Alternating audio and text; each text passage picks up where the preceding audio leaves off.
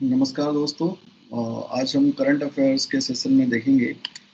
Supreme court का निर्णय आया है, सरफेसी अधिनियम के तहत सहकारी बैंकों को भी शामिल किया जाएगा इससे संबंधित। तो इसको हम देखेंगे और इस सेशन में हम जानेंगे सबसे पहले कि बैंक होते क्या हैं, कोऑपरेटिव बैंक्स क्या होते हैं। इनके अलावा डेफिनेशन ऑफ एनपीए, एनपीए क्या होता है, गैर निष्पादित संपत्ति संपत्ति क्या होती है। सरफेसी एक्ट क्या होता है, जो सन 2002 का सरफेसी एक्ट है, ये न्यूज़ में अभी क्यों है, और प्री और मेंस में किस प्रकार के प्रश्न पूछे जा सकते हैं। तो देखते हैं बैंक क्या है। तो बैंक वो फाइनेंशियल इंस्टीट्यूशंस हैं जो आपके डिपॉजिट्स को एक्सेप्ट करते हैं और लोन्स प्रोवाइड करते हैं। तो बैंक की परिभाषा हमें पता होनी चाहिए। तो बैंक वो फाइनेंशियल इंस्टीट्यूशंस हैं जो आपके डिपॉजिट्स को स्वीकार करते हैं और आपको लोन प्रोवाइड करते हैं। ये आपने दूसरा शब्द सुना होगा, NBFCs, non banking financial services. तो फाइनेंशियल सर्विसेज में ऐसे भी इंस्टीट्यूशंस हैं जिनको हम बैंक नहीं कहते, नॉन बैंक कहते हैं। तो आपने बहुत सारे नाम सुने होंगे एनबीएफसीज के। तो वो सारे के सारे लोन्स प्रोवाइड करते हैं, ना कि आपके डिपॉजिट्स को एक्सेप्ट कर सकते हैं। आपकी सेविंग को वहाँ पे आप सेविंग अकाउंट नहीं खुलवा सकते वहाँ पर, ठीक है। सेविंग अकाउंट नहीं खुलवा सकते आप वहाँ पे जाकर, आपको लोन्स तो प्रोवाइड कर रहे हैं। तो बहुत सारे फाइनेंशियल इंस्टीट्यूशंस हो सकते हैं, बट वो बैंक नहीं। बैंक तो हम उन्हें तभी कहेंगे, उन्हीं फाइनेंशियल इंस्टीट्यूशंस को कहेंगे जो आपके डिपॉजिट्स को भी स्वीकार कर रहे हो, आपकी वहाँ पे सेविंग अकाउंट खोला जा सके, आपका वहाँ करंट अकाउंट खोला जा सके, और साथ साथ में लोन प्रोवाइड कर रहे हो। तो इसी तहत हमें सुप्रीम कोर्ट के पास एक बहुत समय से पेंडिंग पड़ा हुआ था, एक निर्णय लेना था, जिसको आज पांच जजेस के बेंचेस ने निर्णय लिया है। पांच जजेस की बेंच, जो कॉन्स्टिट्यूशनल बेंच है, उसने निर्णय लिया है। और उसमें यह है कि क्या कोऑपरेटिव बैंक्स को भी बैंक की श्रेणी में रखा जाएगा, खास तौर पे जो नॉन परफॉर्मिंग एसेट हैं, जो बैड लोन्स हैं, उनकी रिकवरी के लिए इनको बैंक माना जाए कि ना माना जाए, ठीक है। तो कोऑपरेटिव बैंक्स होते क्या हैं, और ये इस तरह की विवाद हुआ ही क्यों, सुप्रीम कोर्ट में क्यों जाना पड़ा, सहकारी बैंकों को बैंक की श्रेणी में रखा जाए कि नहीं रखा जाए, खासतौर पे एनपीए की रिकवरी के लिए, ये प्रश्न आया ही क्यों सुप्रीम कोर्ट के सामने। तो हम इसके लिए थोड़ा सा पीछे देखें तो पिछले ये जो अभी हम पढ़ेंगे, सरफेसी एक्ट 2002 में पास हुआ था, है ना। उस वो एक्ट बैंकों को पावर देता है, बैंकों को शक्ति देता है कि वो अपने बैड लोन्स को, अपने एनपीएस की रिकवरी कर सकें, किसी भी कोर्ट के माध्यम से नहीं, कोर्ट के इंटरवेंशन के थ्रू नहीं, अपने ही तरीके से, ठीक है। इसके लिए वो दूसरी और छोटी छोटी कंपनीज बनाएंगी बैंक, ठीक है, जिसको हम अभी आगे पढ़ेंगे, और उसके तहत वो उस बैड लोन को रिकवर कर पाए, ठीक है। तभी से ये चर्चा में था कि सहकारी बैंकों को बैंक की श्रेणी में रखा जाएगा कि नहीं रखा जाएगा, क्योंकि ये और बैंकों से, जो हमारे दूसरे कमर्शियल बैंक्स हैं, उनसे कुछ मामले में अलग है। तो पहले तो जान लेते हैं कि इन बैंक्स की लीगल वैल्यू क्या है, लीगली ये कहाँ स्टैंड करते हैं। तो देखेंगे तो कोऑपरेटिव बैंक, जैसा आप देख भी पा रहे होंगे, स्टेट कोऑपरेटिव सोसाइटीज में ये रजिस्टर्ड होते हैं, ठीक है। और अगर स्टेट कोऑपरेटिव सोसाइटीज एक्ट के तहत रजिस्टर्ड है तो उस स्टेट में खाली काम करेंगे, बट मल्टीपल स्टेट के लिए भी इनका रजिस्ट्रेशन होता है, वो सेंट्रल के लेवल पर होता है। इसके अलावा जो आरबीआई का जो रेगुलेशन है वो भी इनके ऊपर होता है, ठीक है। तो देखा जाए तो दो प्रकार के अधिनियम, दो प्रकार के एक्ट इन पर लागू होते हैं। पहला तो बैंकिंग रेगुलेशन एक्ट, जो 1949 का एक्ट है। दूसरा इन सहकारी बैंकों पर लागू होता है banking laws cooperative society act 1955, ठीक है। Banking laws cooperative society act 1955। तो ये दो तरह के लीगल फ्रेमवर्क में ये आते हैं, ठीक है। और इनका मेन फीचर क्या रहा है, इन्होंने काफी कमाल का काम किया है कुछ क्षेत्रों में, फाइनेंशियल इंक्लूजन के लिए, वित्तीय समावेशन में। वित्तीय समावेशन आपको पता ही होगा, वित्तीय समावेशन से आशय ये है कि जो लोग एक्सक्लूड रह गए हैं फाइनेंशियल सर्विसेज को पाने में, जो क्षेत्र, जो वर्ग, है ना, इंक्लूड नहीं हो पाए फाइनेंशियल इंक्लूजन में, उनको भी इंक्लूड किया जाए, है ना। तो फाइनेंशियल इंक्लूजन का मतलब क्या है, फाइनेंशियल इंक्लूजन का मतलब है जो लोग एक्सक्लूड रह गए, जो लोग शामिल नहीं हो पाए, उनको भी शामिल कर लेना, ठीक है। इसको कहेंगे इंक्लूजन, ठीक है।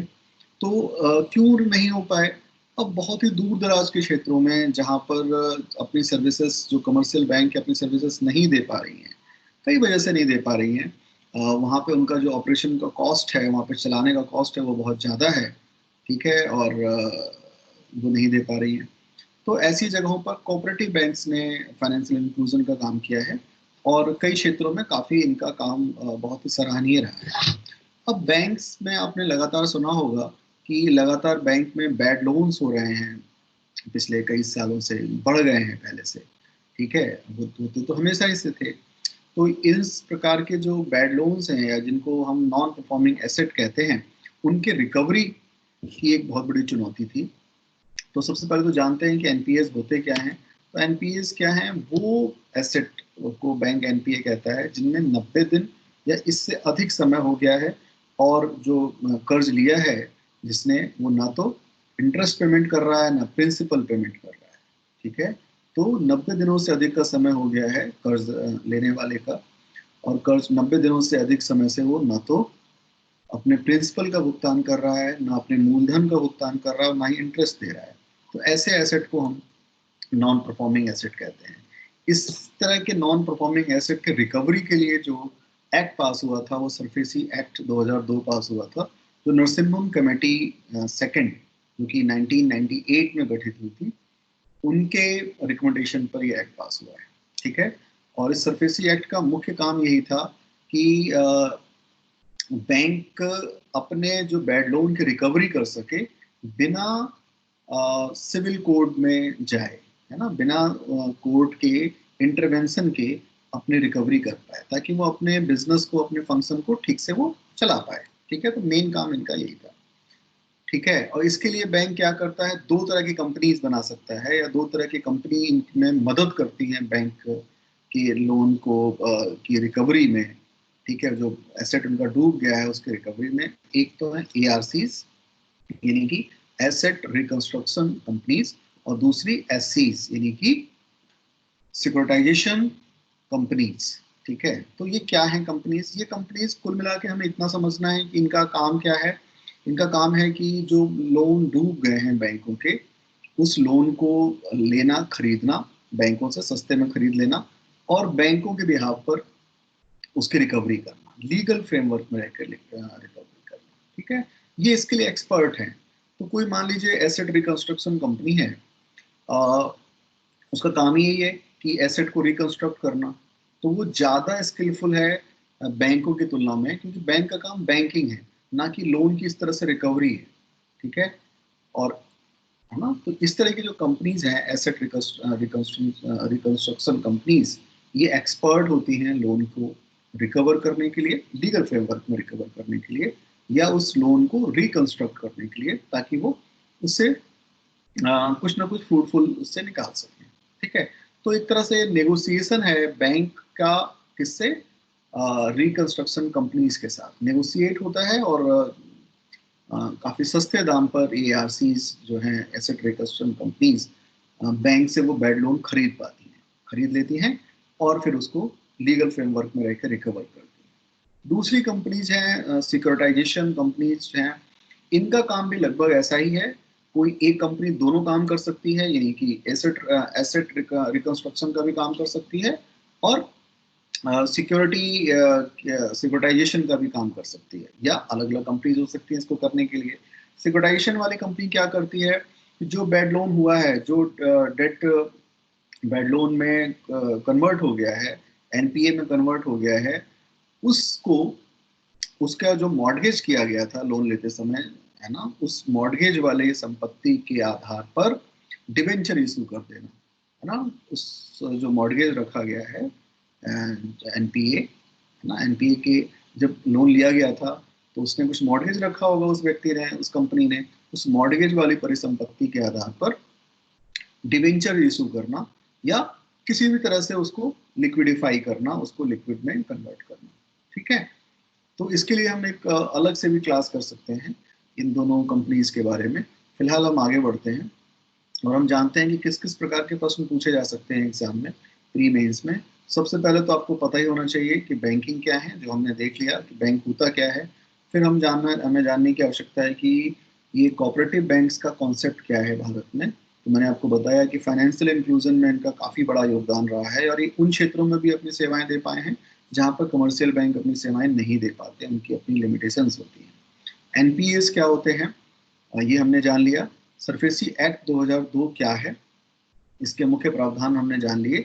इसका मुख्य प्रावधान है कि बैंक बिना कोर्ट के या बिना जुडिशरी के इंटरवेंशन के अपने लोन को रिकवर कर सके। ठीक है, और अगला प्रश्न हो सकता है, इसके लिए आपको तैयार रहना चाहिए, powers of parliament under SARFAESI act.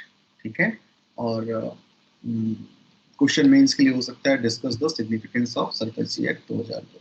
तो इस प्रकार से हम देख सकते हैं इसके बारे में। कोई प्रश्न आपके हों तो आप मुझे चैट बॉक्स में जाके चैट कर सकते हैं, मैं उसका उत्तर आपको जरूर दूंगा। धन्यवाद।